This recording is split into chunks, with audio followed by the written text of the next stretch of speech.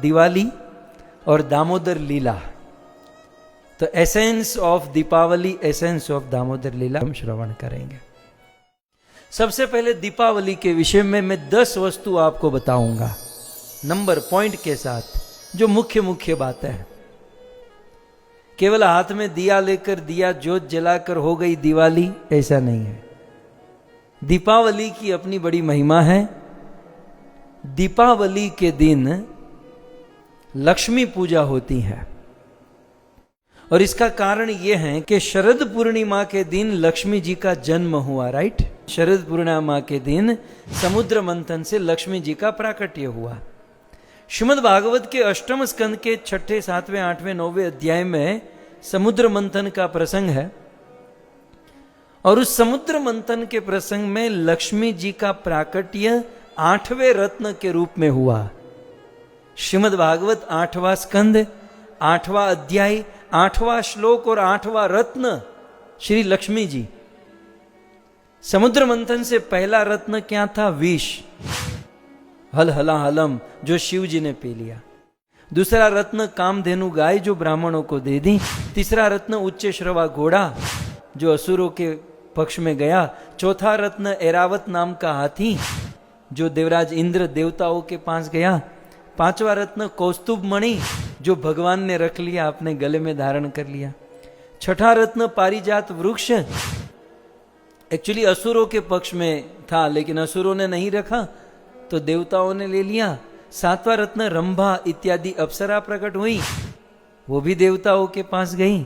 और 8वां रत्न लक्ष्मी जी प्रकट हुई। अब जब लक्ष्मी जी प्रकट हुई तो श्रीमद् भागवत जी में एक श्लोक है, तत्कालीन मुझे याद आ रहा है। सुखदेव जी कहते हैं कि देवता तो जेन्युइन थे। समुद्र मंथन से कोई भी वस्तु निकलती थी तो देवता गंभीर थे। असुर लोग कहते थे अहम पूर्वम, ये मैं रखूंगा, ये मैं रखूंगा। असुरों को ये सब था, कामना, लोभ, ये सब असुरों का था। देवता ऐसा नहीं कर रहे थे। लेकिन जब लक्ष्मी जी प्रकट हुई तो असुर देवता भी तस्याम चक्रु स्पृहा सर्वे। सुखदेव जी ने कहा उस लक्ष्मी जी को प्राप्त करने की इच्छा सबको हो गई। और क्यों न होती, चाहे कुछ भी हो, लेकिन लक्ष्मी तो सबको चाहिए।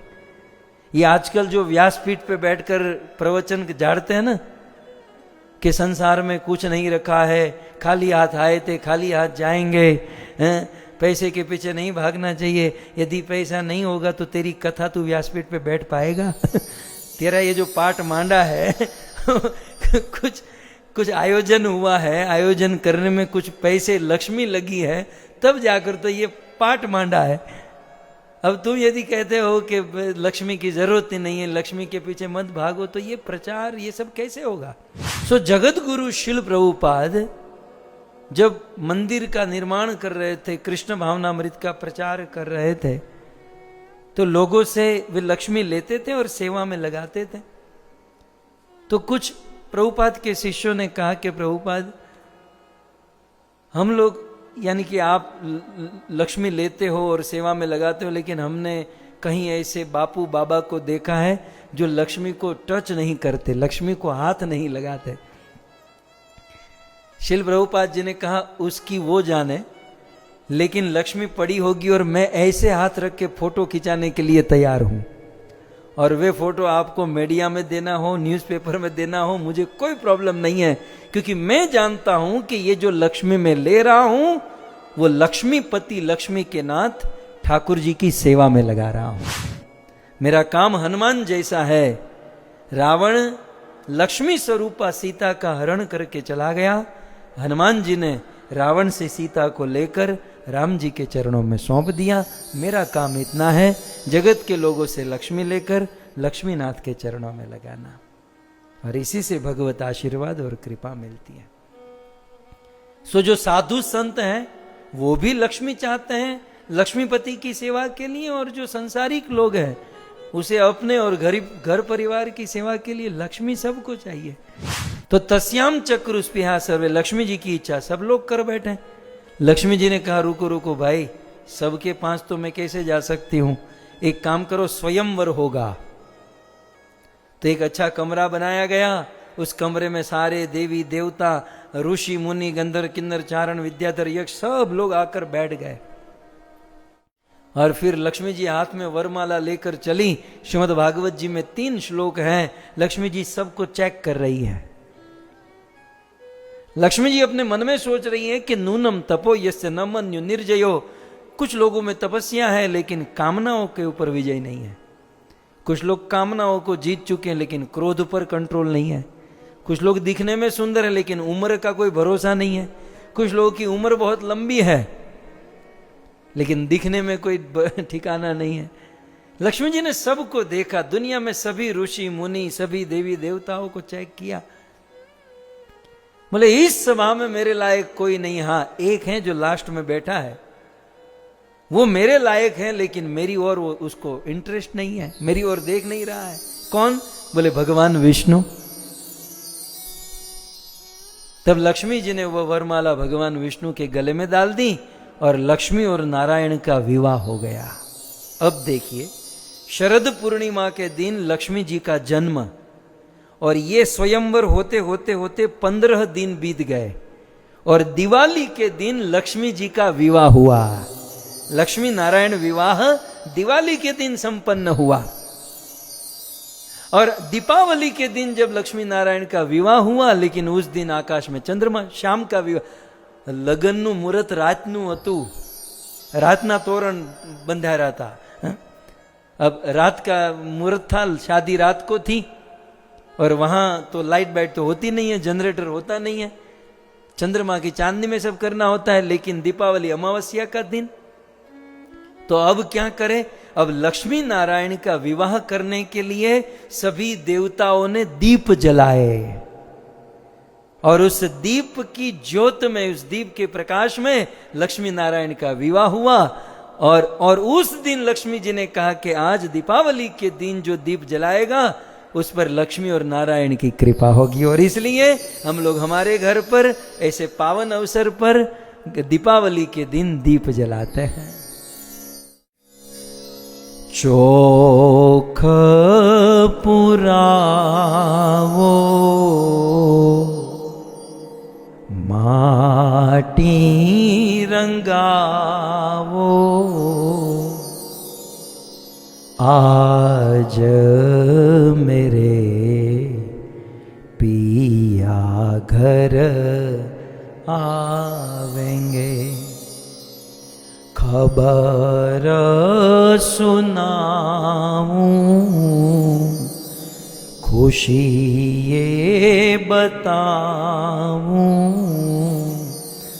आज मेरे पिया घर आवेंगे।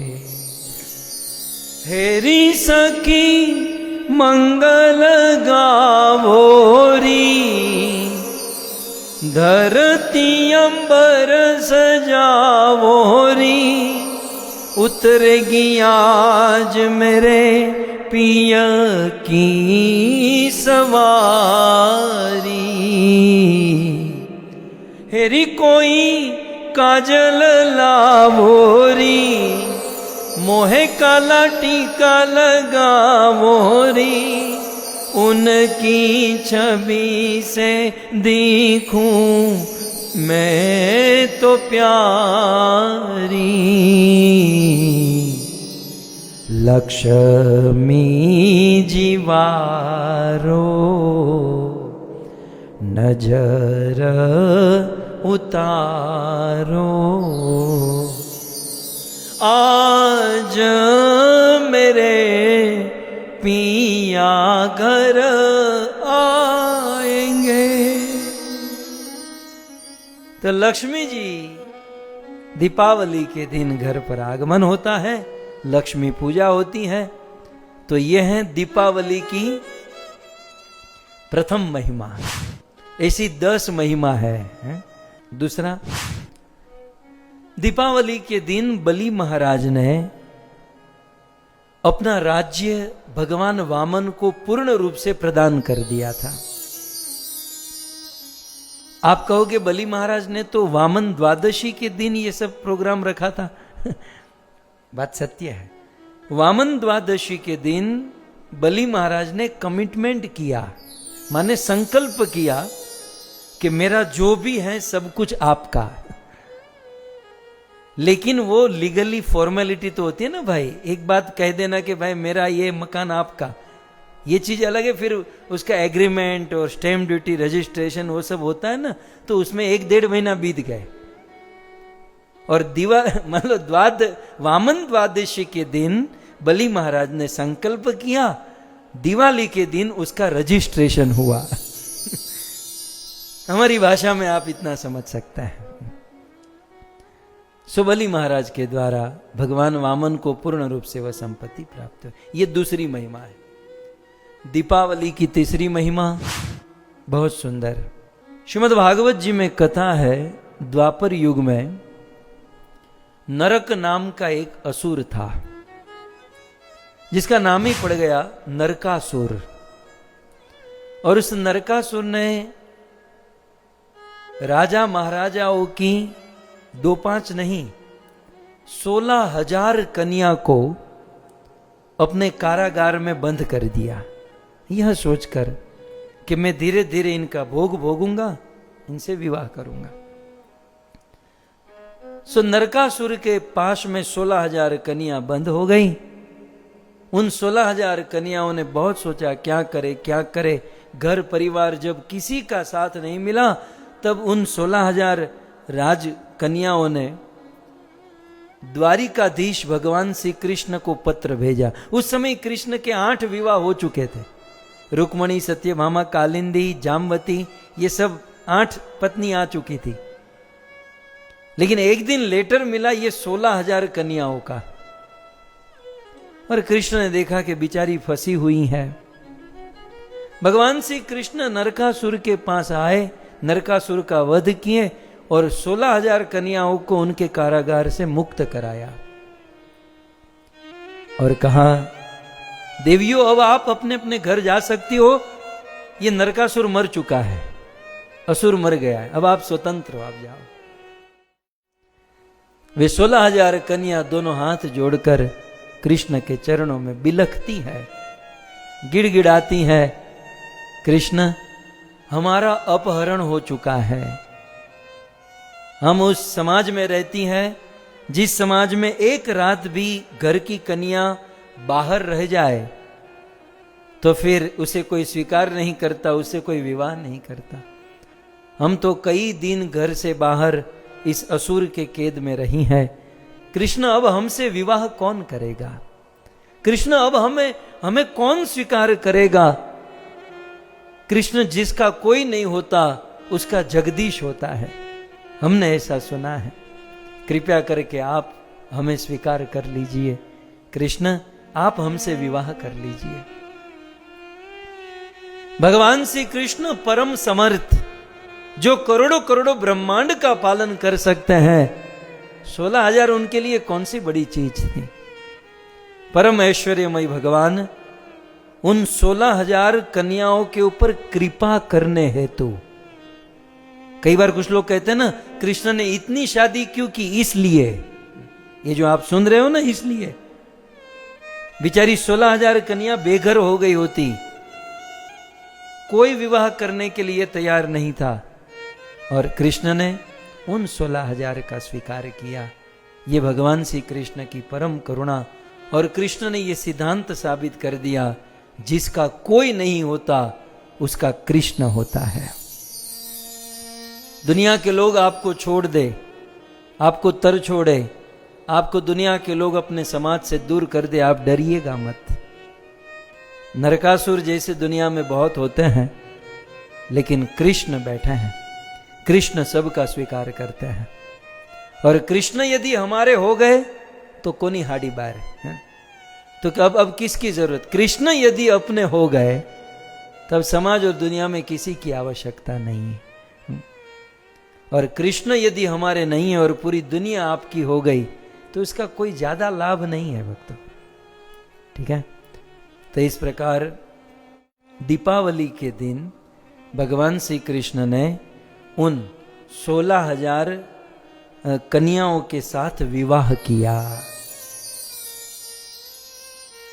उस नरकासुर को चतुर्दशी को मारा, इसलिए हम लोग कहते हैं नरक चतुर्दशी, है ना, नरक चौदश, नरक चतुर्दशी, क्योंकि चतुर्दशी को के दिन नरकासुर को मारा। और फिर दीपावली के दिन भगवान ने उन कन्याओं के साथ विवाह किया। तो ये 16,000 विवाह की जो था वो दीपावली के दिन हुआ। और 3 महिमा हुई ना दीपावली की। दीपावली की चौथी महिमा, इन दुर्योधन का बहुत बहुत अधर्म और अत्याचार पांडवों के ऊपर हुआ था। दुर्योधन ने अनेकों प्रकार से अधर्म कपट करके पांडवों को परेशान करने का प्रयास किया। और फिर आप सब जानते हैं, द्रुत क्रीड़ा में बुलाकर शकुनी के कपट से पांडवों को 12 वर्ष का वनवास और 13वें वर्ष का अज्ञातवास पांडवों को दिया गया। पांडवों ने अपने 12 वर्ष का वनवास समाप्त किया, 13वें वर्ष का अज्ञातवास समाप्त किया और इंद्रप्रस्थ में वापस आए।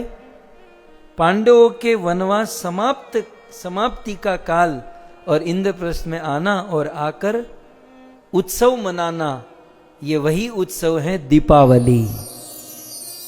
दीपावली वो दिन है पांडवों का वनवास और अज्ञातवास समाप्त होकर अपने हस्तिनापुर, अपने इंद्रप्रस्थ में वापस आकर आनंद और उल्लास से इस दिन को मनाना।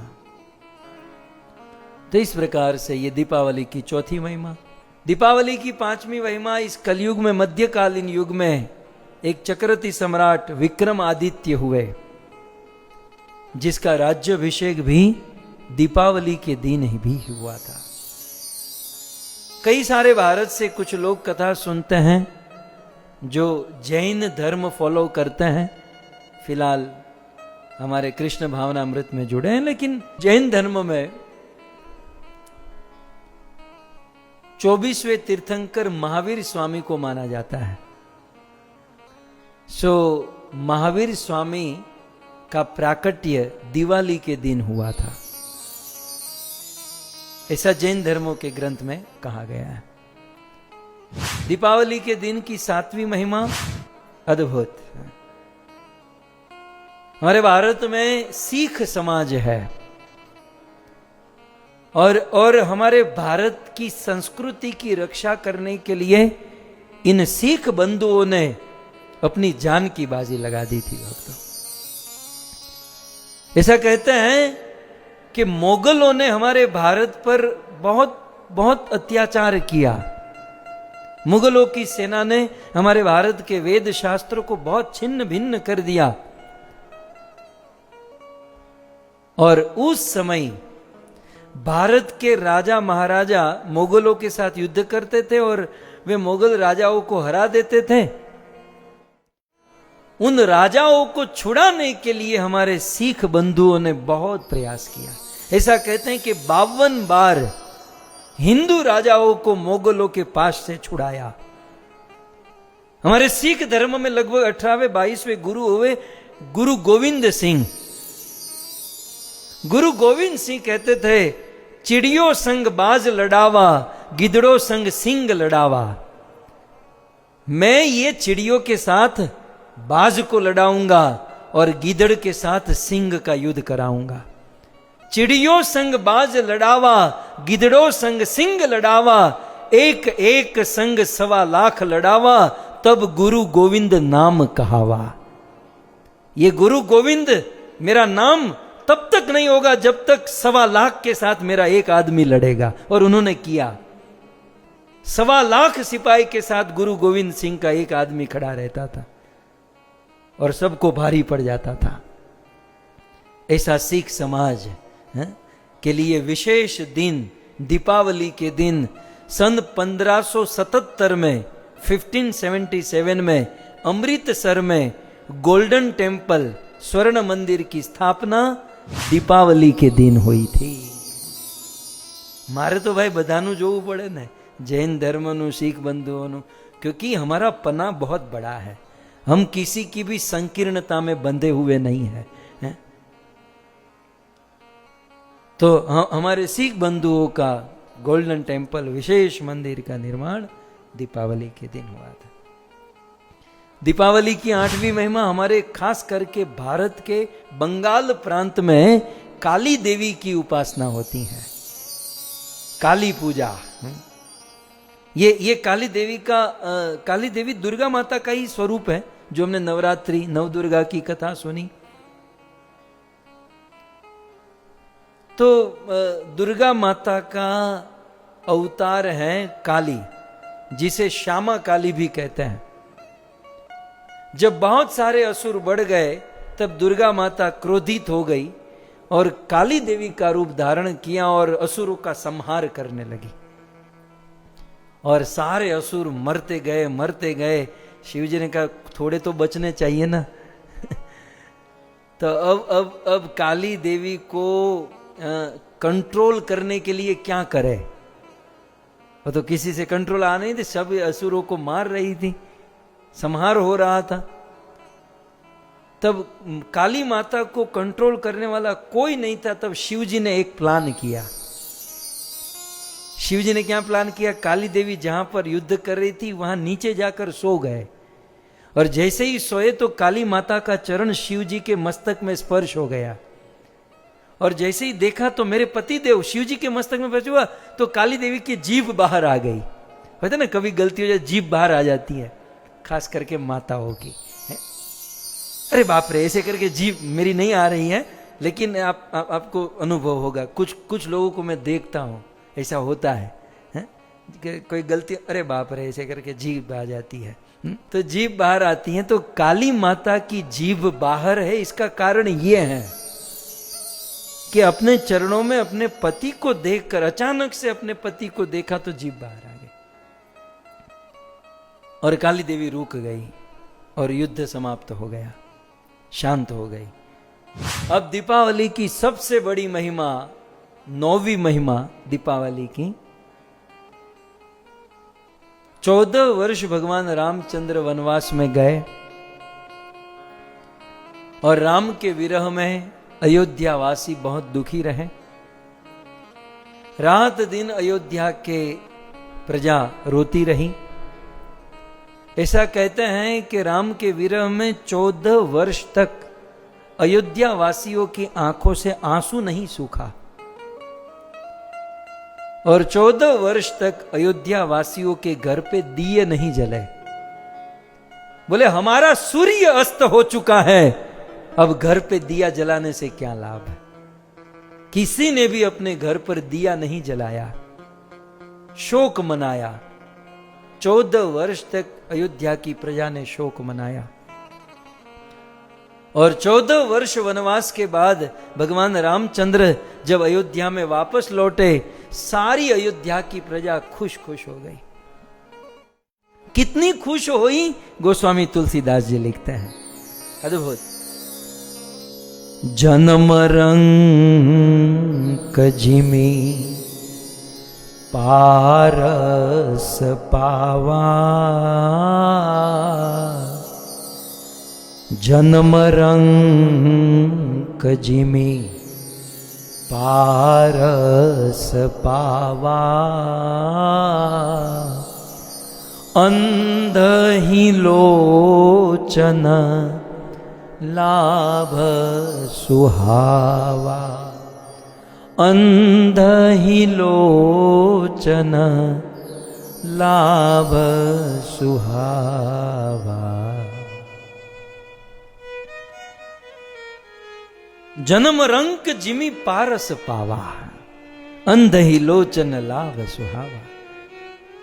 जन्म से कोई गरीब है, जन्म रंक, रंक माने दरिद्र। दरिद्र का दुख क्या होता है हम और आप क्या जानते हैं। हमारे पर तो भगवान की बहुत मेहर है भक्तों, सुख का ढेर खड़ा कर दिया ईश्वर ने हमारे जीवन में, लेकिन दरिद्रों की दरिद्रता कभी आप देखिए सुनिएगा। इस संसार में दरिद्र होना ये बहुत बड़ा दुख है।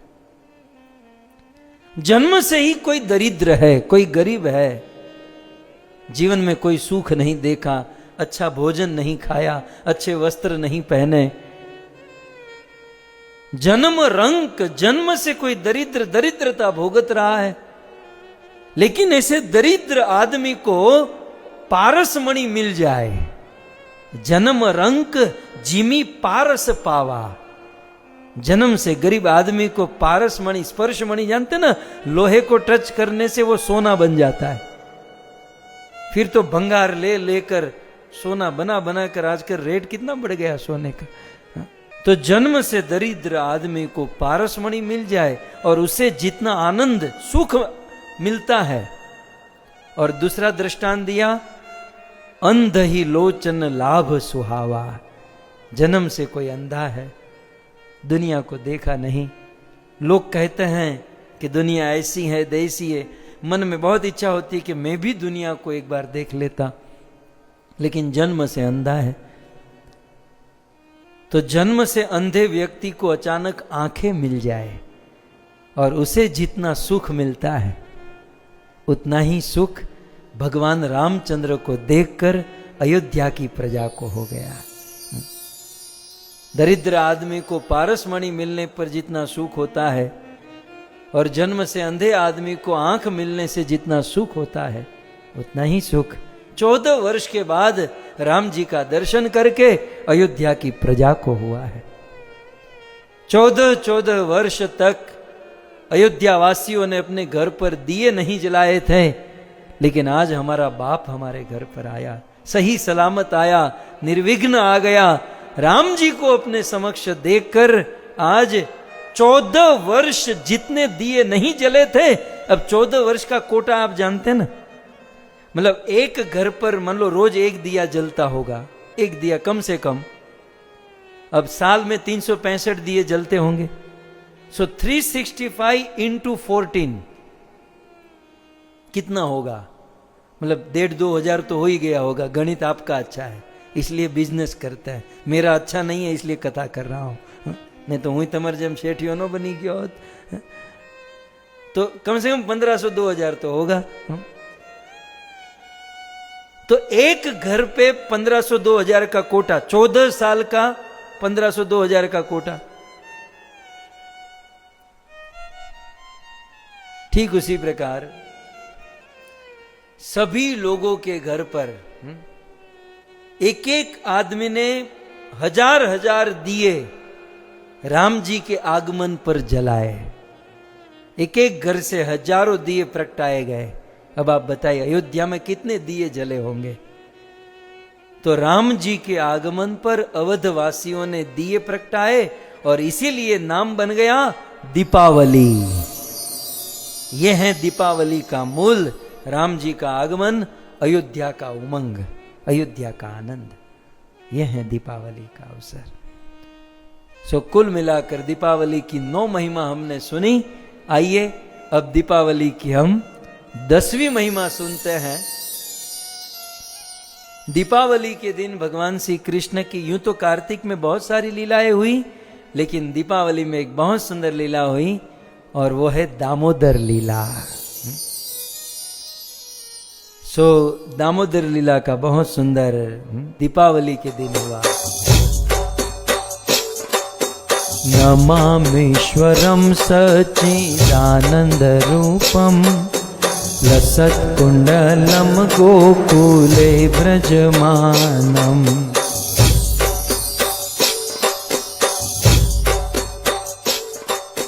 यशोदाभियो लूखलादवमानम्,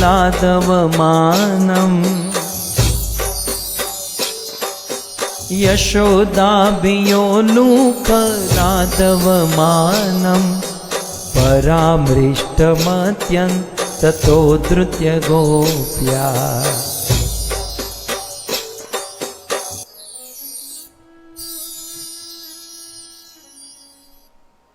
सो दीपावली के दिन बहुत सुंदर दामोदर लीला हुई। सो दीपावली की महिमा सुनी, अब आइए दामोदर लीला को हम सुनते हैं। वैसे दामोदर लीला तो बहुत बृहद है, कहने वाले कहते रह गए, सुनने वाले सुनते रह गए, न तो कोई इसको कह पाया, न कोई इसको पूर्ण रूप से सुन पाया।